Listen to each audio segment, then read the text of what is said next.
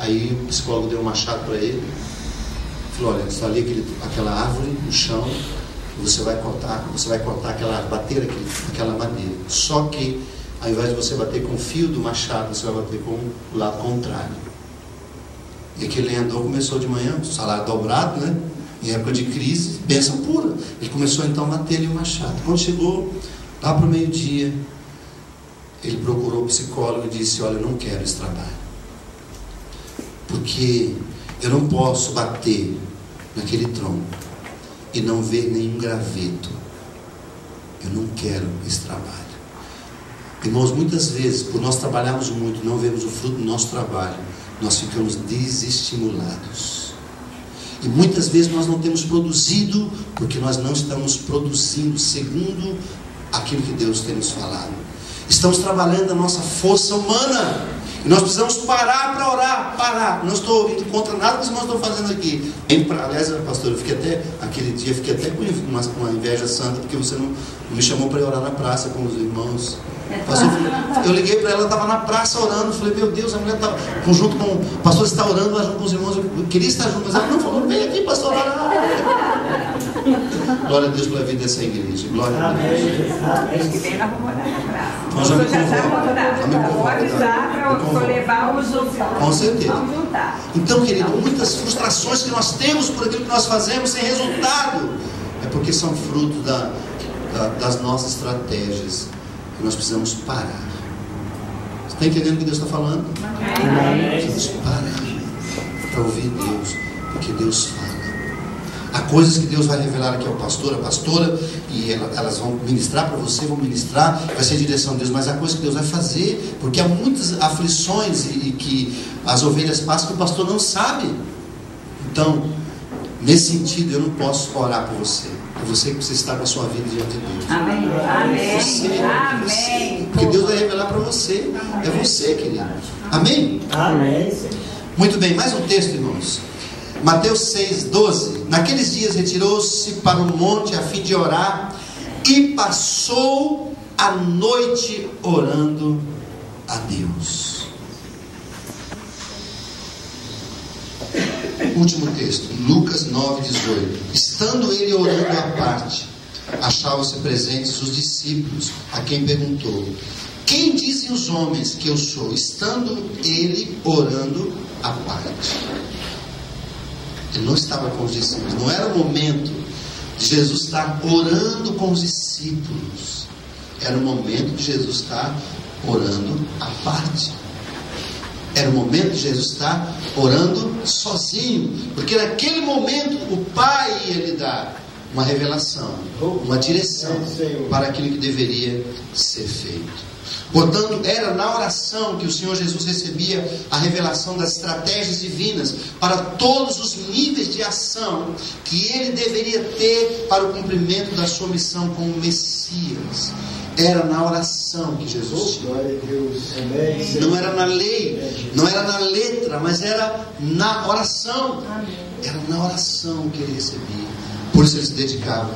Jamais deveríamos ousar fazer qualquer coisa na terra que não fosse fruto da vontade revelada de Deus para a nossa vida. Amém. Nada.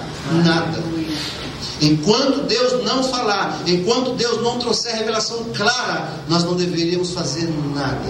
Desde uma pregação que o pastor faz na igreja, até a escolha de um namorado ou de uma namorada que você pretende casar. Nada. Até a escolha de um curso que você vai fazer lá na faculdade. Nada. Nós não deveríamos fazer nada se nós não tivéssemos uma revelação, uma direção de Deus. Amém.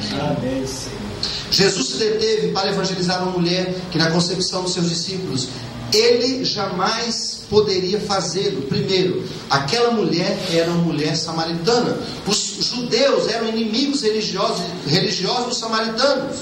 Segundo, não era algo comum a um mestre assentar-se ao lado de uma mulher e ensiná-la. Terceiro lugar, a cultura da época era uma cultura que segregava as pessoas. Um homem jamais poderia se assentar ao lado de uma mulher estranha. No entanto, Jesus gastou um tempo com aquela mulher. Jesus quebrou todos os tabus da época, simplesmente porque ele teve claramente de Deus na sua mente, que era propósito de Deus ele evangelizar aquela mulher samaritana. Após aquele maravilhoso encontro, a mulher samaritana convertida, encontra-se com o Messias, vai até a sua cidade e relata aos seus conterrâneos o que ela havia encontrado o Messias. Muitos samaritanos daquela cidade vão até onde estava Jesus para conferir o testemunho daquela mulher, e aí acontece algo tremendo. João capítulo 4, versículos 39 a 42. Muitos samaritanos daquela cidade creram nele, creram em Jesus, em virtude do testemunho da mulher que anunciara: ele me diz tudo quanto tenho feito. Amém. Aquela mulher, evangelizar aquela mulher, embora fosse algo estranho até para os discípulos, era uma estratégia, foi uma estratégia. Jesus, com certeza, ao parar ali para evangelizar aquela mulher, Jesus estava consciente de que aquela era a vontade de Deus. Então ele para, evangeliza, e quando aquela mulher, ela bebe da água viva, ela vai até a sua cidade e diz: olha, eu encontrei o Messias. E muitos samaritanos, eles vão até Jesus, e diz o texto que eles creram nele em virtude do testemunho daquela mulher. Coisa linda, coisa linda. Lindo isso. Às vezes nós achamos que somos nós que vamos fazer. Sou eu que vou fazer, porque eu estudei, eu me preparei. Nada disso. Jesus para com aquela mulher ali. Talvez Jesus não fosse bem-vindo em Samaria, mas havia uma estratégia de Deus. Ele para atender uma mulher, e é aquela mulher que vai revolucionar a cidade de Samaria. Amém. Está entendendo o que Deus está falando?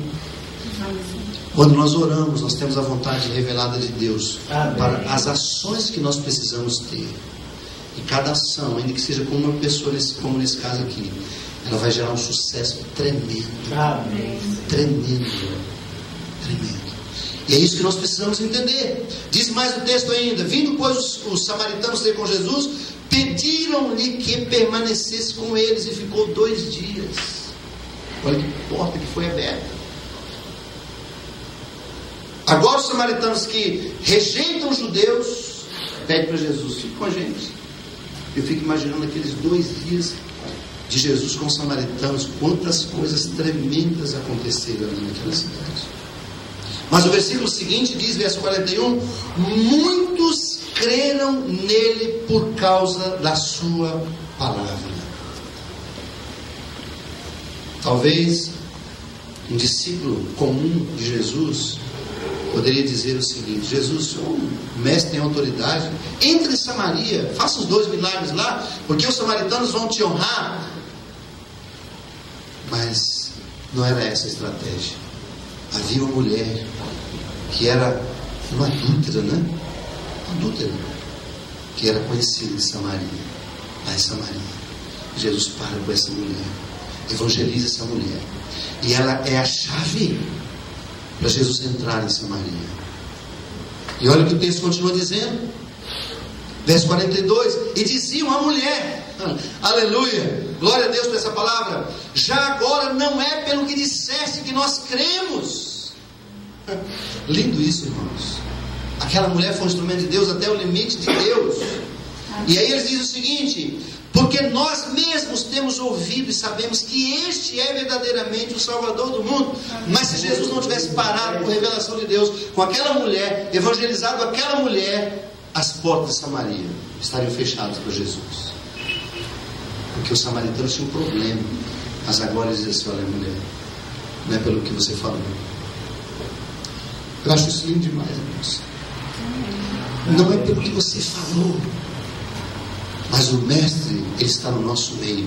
Nós temos tido o privilégio de ouvir as suas palavras. Olha, irmãos, como uma obra certa, ainda que criticada por todos, feita sob a revelação de Deus, sob a direção de Deus, sob o tempo de Deus. Como é que funciona? Como é que vem os frutos? Muitos frutos nós não temos dado, irmãos, porque nós não temos andado na vontade de Deus.